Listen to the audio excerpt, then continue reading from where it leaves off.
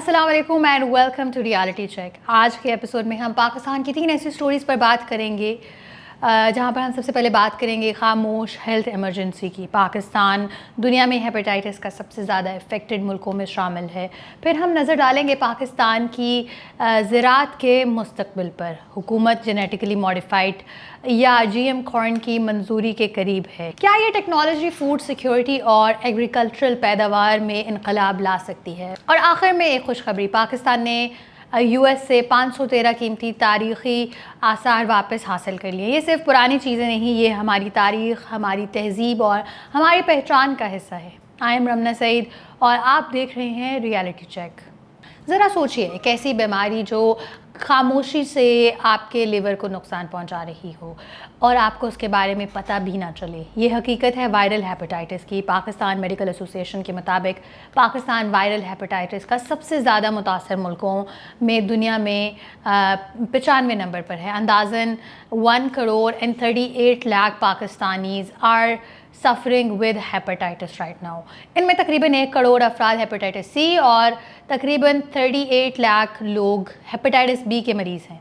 हर साल हेपेटाइटिस से पैदा होने वाली पेचीदगियाँ जैसे कि लिवर कैंसर की वजह से तकरीबन 37,000 से ज़्यादा पाकिस्तानीज़ अपनी जान गंवा देते हैं। मेडिकल एक्सपर्ट्स कहते हैं कि इनमें से बहुत सी चीज़ें हैं जो इन इन्फेक्शंस को रोक सकती हैं, जैसा कि गैर महफूज इंजेक्शंस, बगैर स्क्रीनिंग के ब्लड ट्रांसफ्यूजन्स, एक ही सिरिंज का दोबारा इस्तेमाल, गैर स्टेरिलाइज्ड मेडिकल इक्विपमेंट और कमज़ोर इन्फेक्शन कंट्रोल। आज भी इस बीमारी के फैलने की वजह से बहुत से लोग इम्पैक्ट हो रहे हैं। वर्ल्ड हेपेटाइटिस डे पर प्रेसिडेंट आसिफ अली जरदारी ने हेपेटाइटिस को पाकिस्तान का एक बड़ा हेल्थ चैलेंज करार दिया। उन्होंने इस चीज़ पर जोर दिया कि तशख़ीस, वक्त पर इलाज और मजबूत बचाव की पॉलिसी से बीमारी को काफ़ी हद तक कम किया जा सकता है।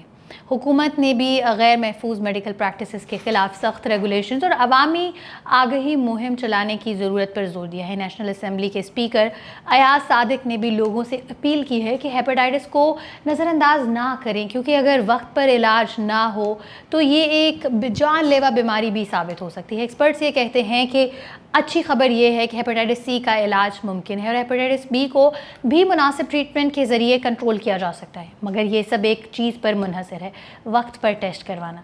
असल सवाल ये है कि क्या पाकिस्तान अवेयरनेस बढ़ाकर इन्फेक्शन कंट्रोल कर सकता है और अर्ली स्क्रीनिंग को फ़रोग देकर इस खामोश बीमारी से लाखों ज़िंदगियों को बचा सकता है?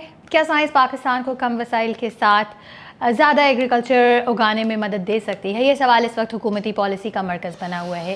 पाकिस्तान जेनेटिकली मॉडिफाइड या GM कॉर्न की मंजूरी के करीब है। फाइनेंस मिनिस्टर मोहम्मद औरंगज़ेब की सरबराही में हाई लेवल मीटिंग में एक इजलास हुआ, जिसमें वज़ीर ख़जाना ने हिदायत दी कि फ़ैसले साइंटिफिक एविडेंस, टेक्निकल एक्सपर्टीज़ और इंटरनेशनल बेस्ट प्रैक्टिसेस की बुनियाद पर किए जाएँ। साथ ही किसानों, एक्सपोर्टर्स और इंडस्ट्री के तहफ़्फ़ुज़ को भी यकीनी बनाया जाए।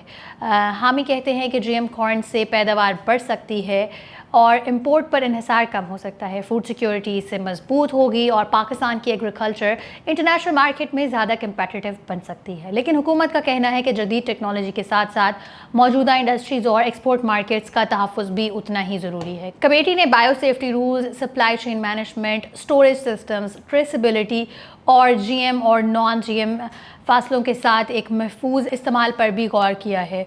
अगला मरहला यह है कि हुकूमत ने गवर्नमेंट, इंडस्ट्री, एक्सपोर्टर्स और साइंटिफिक एक्सपर्ट्स पर मुश्तमिल एक वर्किंग ग्रुप बना दिया है। ये ग्रुप रेगुलेशंस, बायो सेफ्टी और ट्रांजिशन स्ट्रेटजी पर अपनी रिकमेंडेशंस तैयार करेगा। हुकूमत का पैगाम साफ है कि पाकिस्तान जदीद एग्रीकल्चरल टेक्नोलॉजी को अपनाना चाहता है, मगर जिम्मेदारी के साथ एक सवाल ये भी है कि क्या पाकिस्तान इनोवेशन, फूड सिक्योरिटी और अपने किसानों की मफादात के दरमियान दुरुस्त तवाज़ुन कायम कर पाएगा? आज की तीनों स्टोरीज हमें एक बात याद कराती हैं, एक मजबूत मुल्क सिर्फ मजबूत मईशत से नहीं बनता, बल्कि सेहतमंद आवाम, जदीद टेक्नोलॉजी और अपनी तारीख़ के तहफ़्फ़ुज़ से बनता है।